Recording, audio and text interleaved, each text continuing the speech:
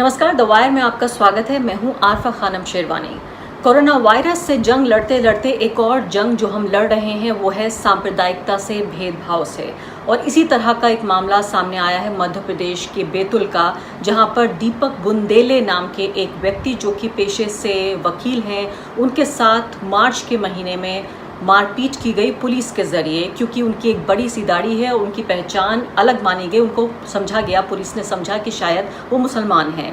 हमारे साथ दीपक बुंदेले मौजूद हैं, जिनसे हम पूरी कहानी को समझने की कोशिश करेंगे। दीपक ने एक वकील होने के नाते और एक जागरूक नागरिक होने के नाते फौरन ही इस मामले पर मुकदमा दायर किया, और अब इस मुकदमे को वापस लेने की बार बार उनके ऊपर दबाव डाला जा रहा है। यहाँ हैरानी की बात यह है कि दीपक से पुलिस वालों ने बाकायदा ऑन रिकॉर्ड, हमारे पास ऑडियो मौजूद है, वो ऑडियो भी हम आपको सुनवाएंगे, वो आवाज़ जिनमें उन्होंने कहा है कि गलती हो गई हमसे, हमने आपको मुसलमान समझा था, इसलिए आपके साथ मारपीट की गई। मैं दीपक से सबसे पहले यही जानने की कोशिश करूंगी कि क्यों दीपक ने ये समझते हुए कि उनकी गलत पहचान की वजह से उनके ऊपर हमला किया गया, क्यों नहीं वो इस बोझ को उतार देते, और क्यों वो अब इसको आगे ले जाना चाहते हैं, क्यों इस मुकदमे को कह रहे हैं सुप्रीम कोर्ट तक ले जाना चाहते हैं। दीपक, आपका बहुत बहुत स्वागत है। सबसे पहले मैं आपसे ये जानना चाहती हूँ कि ये पूरा मामला क्या था 23 मार्च का, और अब इस मामले पर क्या हो रहा है? जी अरफा जी, मतलब 22 मार्च को जनता कर्फ्यू था।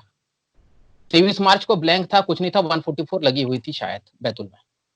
अब और उसके बाद जो लॉकडाउन है उसके बाद चालू होता है, तो मुझे आसार थे कि ऐसा कुछ हो सकता है। और मैं 15 सालों से बीपी का मरीज हूँ, डायबिटिक है मुझे। मैं दिन भर में लाइफ सेविंग ड्रग्स के बिना मैं 2 दिन नहीं जी पाऊंगा। मैं गंभीर रूप से बीमार आदमी हूँ।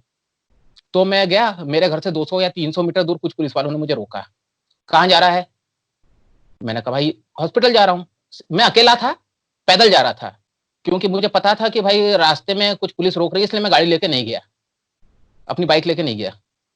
तो कहाँ, उन्होंने पूछा कहाँ जा रहा है? मैं अस्पताल जा रहा हूँ। क्यों जा रहा है? बोला भाई हॉस्पिटल जा रहा है, डॉक्टर को दिखाना है। बोले पहलवान दिख रहा है, घर जा। मैंने कहा भाई आपके दिखने से नहीं होता, डॉक्टर सर्टिफाइड करेगा पहलवान हूं कि नहीं हूं। उतने में किसी ने मुझे एक तमाचा मार दिया। और फिर मैंने भी थोड़ा आक्रोश में कहा, बोला आप कानून को अपने हाथ में मत लो, अगर आपको करना है तो मुझे पे 188 कार्रवाई कर लो, कोर्ट में सबको निपटा दूंगा। इस तरह से मैंने भी कहा, तमाचा पड़ गया जब मुझ पे। तो उसके बाद उन्होंने सभी के सभी जितने लोग तैनात थे उसमें अधिकतर 8 10 15 लोग मुझ पर टूट पड़े और भयंकर बुरी तरह से पिटाई की मेरी। मेरे कान का एक पर्दा फट गया शायद, अभी भी उसमें से सुनने में दिक्कत है मुझे। वो 23 मार्च के बाद 2 महीने होते आ गए, और मैं डायबिटिक हूँ, इसलिए कोई भी इंजरी रिकवर हो रहा है, लेकिन ऐसा पूरा रिकवर नहीं हुआ। बहुत धीमे भर्ती है मेरे लिए, मेरे मेरे जिस्म में। दीपक, ये बताइए कि आपको ये कैसे पता चला कि आपकी धार्मिक पहचान जो आपकी है उसको न समझ के आपको एक मुसलमान माना जा रहा था, इसलिए आपकी पिटाई हुई, ऐसा क्यों कह रहे हैं आप? देखिए, मसला ये है, मैं नहीं कह रहा ये। जब अभी 2 दिन पहले 17 मई को पुलिस वाले मेरे घर बयान लेने आए इस घटना का, अब उनको प्रक्रिया दिखानी है कि ये किया है हमने, तो वो मुझे कन्विंस करते, अरे वकील साहब यार बयान मत दो, अपन पुलिस का और अपना पुराना रिश्ता है, और तुम्हें इसलिए नहीं मारा कि तुम वकील हो या तुम्हें पहचान नहीं पाए। मतलब भाई पहचानते कैसे है यार? बोले तुम्हारी दाढ़ी समझ देख के तुम्हें मुसलमान समझ लिया। अब और इसी बात को उन्होंने कम से कम कई बार कहा कि आपकी दाढ़ी बड़ी है इसलिए आपको मुसलमान समझ लिया, इसलिए आपको मार दिया।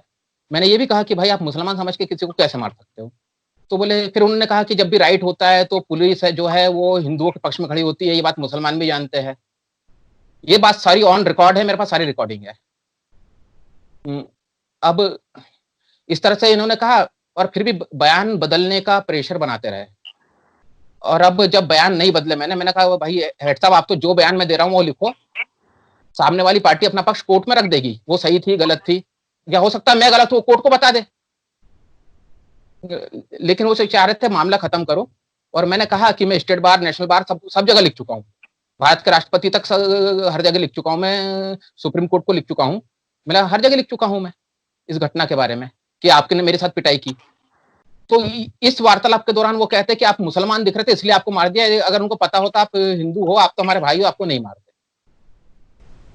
ठीक है दीपक, वो जो जिस ऑडियो एविडेंस का आप जिक्र कर रहे हैं, मैं चाहती हूँ कि हमारे दर्शक अभी उस ऑडियो एविडेंस को सुने और फिर वापस आके फिर हम आपसे सवाल जवाब करेंगे। क्या है कि वो दूसरी वो समाज समझ के आपके साथ घटना हो गई है, बात ये है और कुछ नहीं। अरे यार लेकिन हेड साहब मतलब पटेल जी, मेरी आप मानो, मेरी आपकी समाज के मेरे कम से कम 50 मित्र हैं और मैं उनके साथ बैठ खाना खाता हूँ वो सब।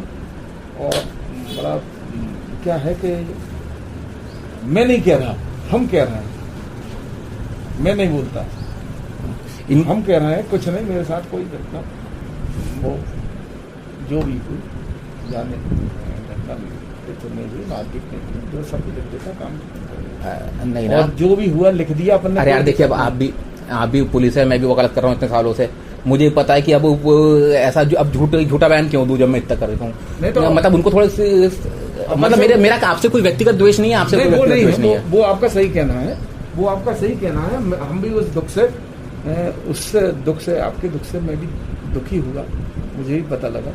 मगर बात ये है कि अपन ने लिख के भेज दिया, मगर वो फिर ये नहीं कहेंगे तो मतलब क्यों लिखा, हो गया। हमको किसी की बहन नहीं है।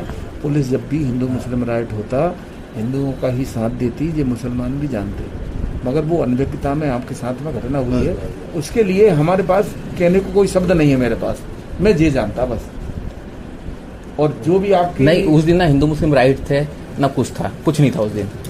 नहीं है, वहाँ पे उनने 4-5 आपके पहले 3-4 ऐसी घटना हो चुकी थी जिससे पूरा वो परेशान थे, वो समझ गए जी गड़बड़ हो गया।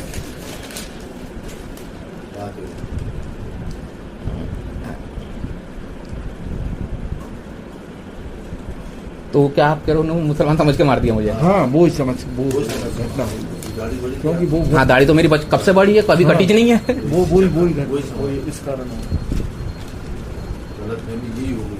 वो उसमें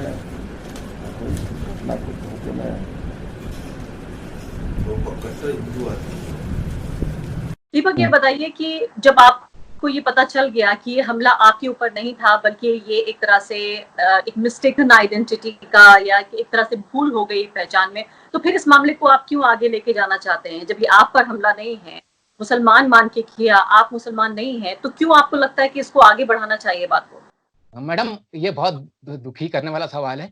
ये हमला मेरे देश पे है, मुझ पे नहीं है। ये एक साझा कल्चर पे हमला है। जो हिंदू और मुसलमान का कल्चर है, ये उस पे हमला है दाढ़ी देख के। तो और मैं इसके लिए मैंने सुप्रीम कोर्ट के वकीलों के संपर्क में हूँ। अब इसको बिल्कुल बात ऊपर तक जानी चाहिए, क्योंकि चलो मैं माफ कर देता, उन्हें एक दीपक को मार दिया, एक तमाचा मार दिया, 323 का अपराध है, चलो ठीक है। लेकिन अब जब आपने मेरी दाढ़ी देख के बनाया है, तो आपने इस देश के कल्चर पे हमला किया है। मतलब दाढ़ी रखना अपराध हो गया है। मैंने बात की है विवेक तनखा साहब से, मैंने बात हुई मेरी सुप्रीम कोर्ट में एहतशाम हाशमी साहब से बात हुई है, हम सबसे बात हुई है। हम इस मुद्दे को सर्वोच्च न्यायालय तक लेके जाएंगे। और जो पुलिस का सांप्रदायिकरण जो हो रहा है, ये बहुत खतरनाक है। मुसलमानों के लिए नहीं, ये हिंदुओं के लिए खतरनाक है, सबके लिए, देश के लिए खतरनाक है ये। दीपक आप ये बहुत गहरी बात कह रहे हैं। मैंने तो पिछले कई साल इस तरह की बात नहीं सुनी है कि जहां पर कोई आपके ऊपर हमला नहीं भी हो रहा है तो आप ये कह रहे हैं कि हमारे कंपोजिट कल्चर, हमारी सभ्यता, हमारी संस्कृति पर हमला है, दूसरों पे हमला है, तब भी आप अपने ऊपर मान रहे हैं। क्या ये वजह है कि आपने भारत का संविधान पढ़ा, आप एक वकील हैं और आप जानते हैं कि ये हमला सिर्फ एक व्यक्ति या एक धर्म के मानने वाले एक समुदाय के लोगों पर नहीं रुकेगा? बिल्कुल मैडम, ये नहीं रुकेगा। वो असल में एक है ना, शायद एक पोएम बड़ी अच्छी, आग लगाने वालों दूसरों के घर मत जलाओ।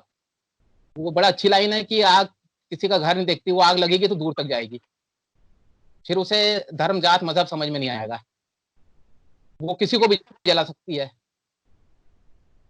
और जब भारत का संविधान तो पढ़ा है, और मुझे लगता है कि जो बचपन में तालीम मिलती है वो बड़ी जिंदगी में अहम होती है। हमारे एक सर थे, वो मुझे मार मार के उन्होंने भारत के संविधान की मौलिक अधिकार और मौलिक कर्तव्य याद कराए थे 7वीं क्लास में। तो वो दिमाग में मेरे वहां से बैठा हुआ है। लेकिन मैं देखता हूँ आजकल के बच्चों को क्या दिखा रहा है, मतलब मीडिया क्या दिखा रहा है, स्कूल में क्या बच्चे को कोई टीचर इसलिए मार रहा है कि उसको संविधान के मौलिक अधिकार और मौलिक कर्तव्य नहीं पता है। बताइए कि पुलिस का जो कम्युनलाइजेशन है, जो सांप्रदायिकरण हुआ है, ये इसे आप किस तरह से देखते हैं? क्या मध्य प्रदेश में, आपके राज्य में भी आपने इसको पनपते हुए देखा है? आपके पेशे में भी, मेरे पेशे में भी पत्रकार भी सांप्रदायिक हो रहे हैं, वकील भी सांप्रदायिक हो रहे हैं। ऐसे में क्या पुलिस को हम अलग तरीके से देख सकते हैं? नहीं मैडम, पुलिस को क्या, समाज को देखने की जरूरत है। अब ये पूरे समाज का हिस्सा है पुलिस। पुलिस कहीं अलग से आई वाली चीज नहीं है, वकील कहीं से अलग से नहीं आए। आपके जमात के पत्रकार, मेरी जमात के वकील, हम इसी समाज का हिस्सा है। हमें इस समाज को बचाना है तो सब बच जाएगा अपने आप। सिर्फ पत्रकार और पुलिस नहीं, मतलब ये समाज इस तरह हो रहा है, और ये सब समाज के एक प्रतिनिधित्व करते हैं कि वकील कैसा है, पुलिस वाला कैसा है, स्कूल का टीचर कैसा है, आपके कॉलोनी में जो फल बेचने आ रहा है वो कैसा है। ये ये मतलब इन सबसे पता चलता है कि हमारा समाज कहाँ जा रहा है, किस गर्त में जा रहा है। तो अब ये बताइए कि आपके ऊपर दबाव किस तरह का हो रहा है कि आप इस मामले को वापस ले लीजिए? कौन ये दबाव डाल रहा है? हमें इस बारे में भी बताइए। जिस दिन बयान लेने पुलिसकर्मी मेरे घर आए, तो उन्होंने मुझसे कहा कि यार वकील साहब, कि आप दोनों भाई वकील हो, पुलिस से दोस्ती रखोगे तो वकालत अच्छी चलेगी। मैंने कहा ठीक है भाई, ये तो अच्छी बात कहता रहो आप।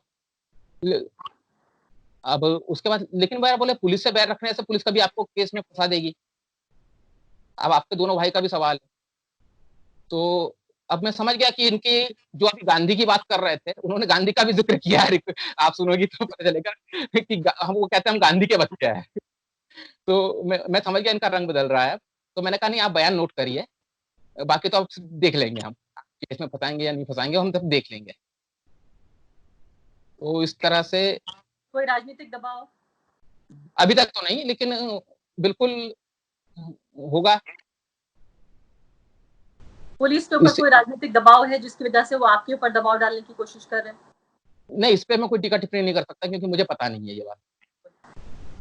आखिरी सवाल आपसे दीपक, मुझे बताइए कि जिस समाज में हम रह रहे हैं उसके इर्द गिर्द, जैसे हमने खुद माना कि वकील, पत्रकार, पुलिस, सबका सांप्रदायिकरण हो रहा है, ऐसे में आपके जैसा एक वकील क्या कर सकता है? कितनी सांप्रदायिकता से आप लड़ लेंगे? आप एक ही तो व्यक्ति हैं। नहीं मैडम, एक नहीं, बहुत सारे हैं। मतलब बहुत सारे हैं और सब जगह है। मतलब ये जो इस देश को बचाने वाले लोग हर जगह है। ये कुछ लोग हैं जो मीडिया में बहुत आ जाते हैं, बाकी लोग दिखते नहीं है। आप रिपोर्टिंग करती है, आप तमाम देख रही हो, जो अभी यहाँ से पूरा माइग्रेशन हो रहा है मजदूरों का, या लोग भूख से प्यास से, वो जात धर्म देख के थोड़ी रोटी खिला रहे हैं एक दूसरे को। वो हिंदू मुसलमान सब एक साथ खड़े हैं। तो ये देश का कल्चर सुरक्षित है। कुछ एक है ग्रहण लगता है समय समय पे, वो ग्रहण छड़ जाएगा इंशाल्लाह। आखिरी बात आपसे कि ये दाढ़ी रखने का फैसला आपने क्यों किया? लंबी सी दाढ़ी। नहीं ये मतलब उगते उगते उग गई। और मैं असल में, मेरे बाल भी लंबे, आप देखेंगे तो बाल भी बहुत बड़े मेरे। मैं टाइम किलिंग मानता हूँ दाढ़ी और बाल कटवाना। मतलब कोई शौक नहीं, मैं तो क्यों वक्त बर्बाद करूं। भले मैं बाकी दूसरे वक्त में कुछ नहीं करूं, लेकिन मुझे रखता ही नहीं मैं। लेकिन ऐसा नहीं लगता कि अब इससे खतरा हो गया है? पुलिस ने अभी मारा, फिर बाकी लोग कहीं आप शिकार बन सकते हैं, पीड़ित बन सकते हैं, तो ऐसा नहीं सोच रहे हैं आप क्या? नहीं, ये तो है, ये तो है। और खतरा उस पे ही नहीं है, मतलब खतरा हर जगह है। खतरा तो आप उर्दू पढ़ते हो उसको भी है। मतलब मैं भोपाल में रहा कई साल, तो मैं जब उर्दू पढ़ रहा था वहाँ, तो लोगों ने मुझसे ये पूछा, अच्छा उर्दू क्यों पढ़ रहे हो, मुसलमान हो? मतलब सर्टिफिकेट तो आप पढ़ने से भी सर्टिफिकेट मिल सकता है आपको। और मतलब, और ये सर्टिफिकेट जो लोग देते हैं जिनके पास कोई सर्टिफिकेट नहीं हो, जिनके पास कोई डिग्री नहीं, वो दूसरों को डिग्री देते फिर रहे हैं। दीपक, बहुत बहुत आपका शुक्रिया। हम आपकी कामनाएं देते हैं सब कि आप जो कानूनी लड़ाई लड़ रहे हैं, न सिर्फ कि अपने लिए, आप आराम से इस बोझ को अपने ऊपर से उतार सकते थे। ये हमला आपके ऊपर नहीं था, एक गलती से पहचान का मामला था, लेकिन आप देश के संविधान के लिए, देश की जो सभ्यता है, संस्कृति है, उसके लिए एक वकील लड़ रहा है पूरे सिस्टम से, पूरे जो सांप्रदायिक माहौल है। मुझे लगता है कि भारतीय समाज आपका आभारी रहेगा। आपको शुभकामनाएं हम ये देते हैं कि आप इस कानूनी लड़ाई को जीतें, और मेरे जैसे बहुत सारे शांति प्रिय, संविधान को प्यार करने वाले, इस देश को प्यार करने वाले लोग आपके साथ हैं। शुक्रिया। द वायर के और वीडियोस देखने के लिए सब्सक्राइब करें और बेल आइकन पर क्लिक करें। स्वतंत्र पत्रकारिता की आर्थिक मदद करने के लिए डिस्क्रिप्शन में दिए गए लिंक पर जाएं और अपनी राशि चुनें।